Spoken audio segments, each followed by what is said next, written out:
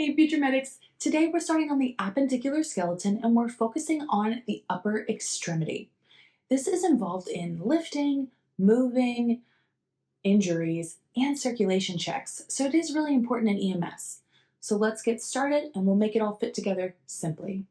The upper extremity is connected to that axial skeleton through the pectoral shoulder girdle, and that's made up of two bones, the clavicle and the scapula. Now, this little clavicle is just a little guy, just a small, thin, little S-shaped bone, and there's not a lot of muscle up here to protect it. So when we see falls or sports injuries, it takes a big brunt of the force and often gets fractured. When we see that, you might see obvious deformity here, but in the affected shoulder, you'll see a drop lower than the other one, and that's a really good way to tell.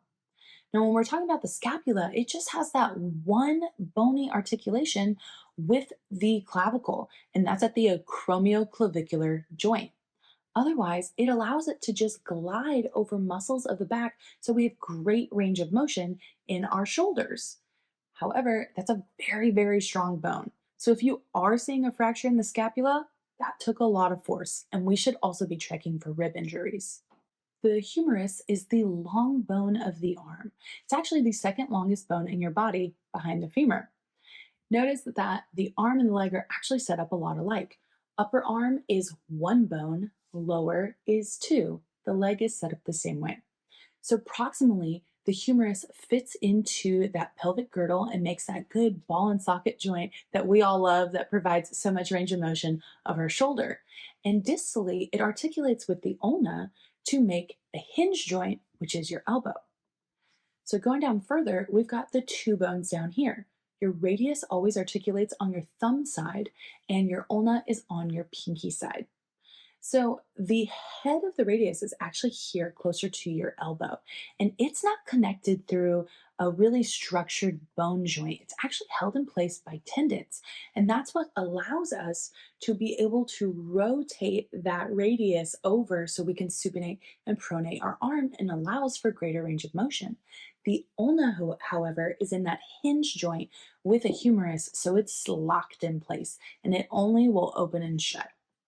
Now moving further distally, we come to the wrist. It articulates with the radius and the ulna, and we've got 8 little carpal bones in here. Then we move into 5 metacarpals, which are the long bones of your hand, and they're here in your palm. We've got 4 phalanges and 1 pollex. Not a thumb. In medical terms, it is a pollex. Okay?